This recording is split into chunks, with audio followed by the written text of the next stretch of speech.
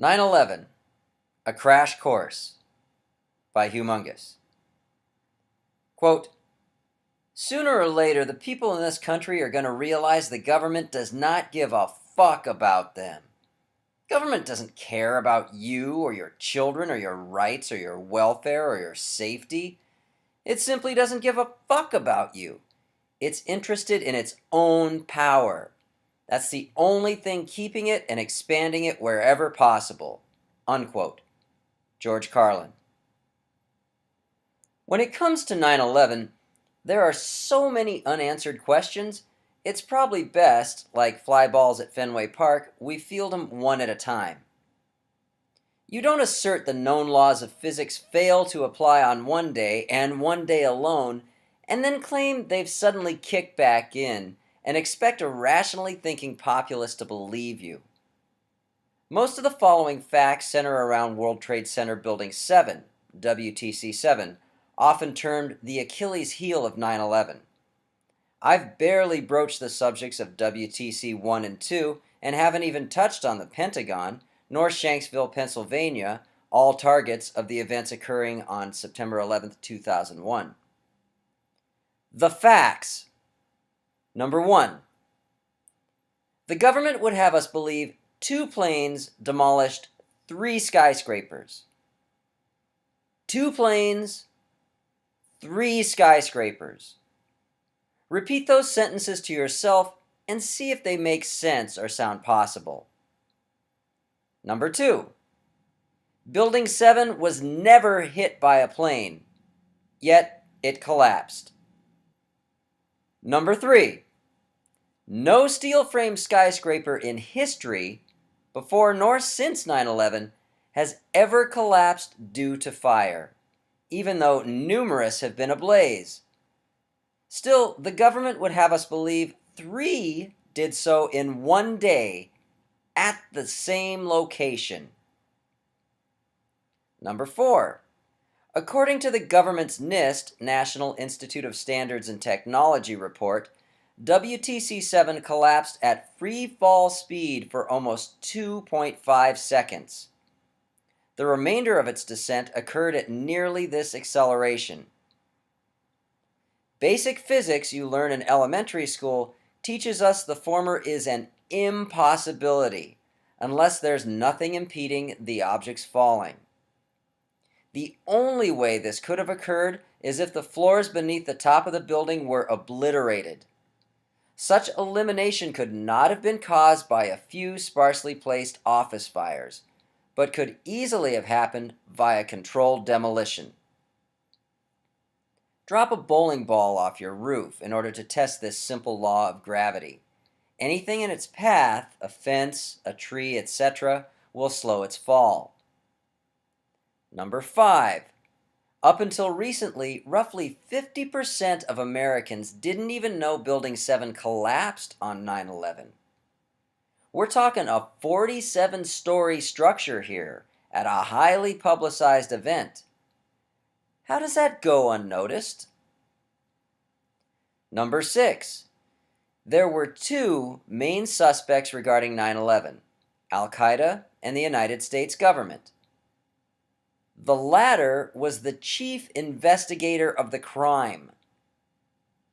How often do you find a court of law allowing a prime suspect to determine his or her own innocence?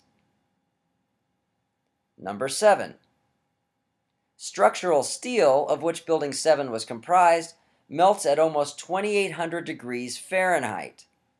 According to the government's NIST report, fires inside WTC 7 never reached more than 1,250 degrees Fahrenheit. Thus, melting of the building's beams during 9/11 was a physical impossibility. Number 8. Massive amounts of nanothermite and thermate, both solely created due to explosives, were found in the rubble of Buildings 1, 2, and 7. Office fires do not produce nanothermite nor thermate. Number 9. Fires in Buildings 1, 2, and 7 emitted thick black smoke. Such is only the case when a blaze is oxygen-starved, thus in its dying stages and not burning very hot. Number 10.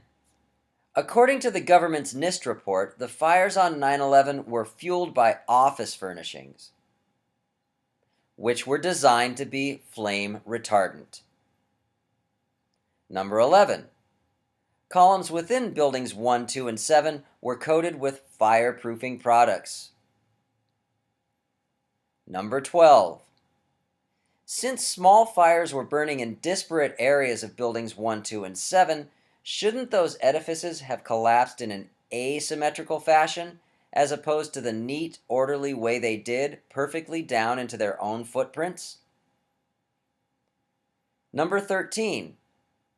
In order for WTC-7 to have collapsed the way it did, straight down upon itself, it would have been necessary for 82 structural columns to demolish at the same place on each column at the same time.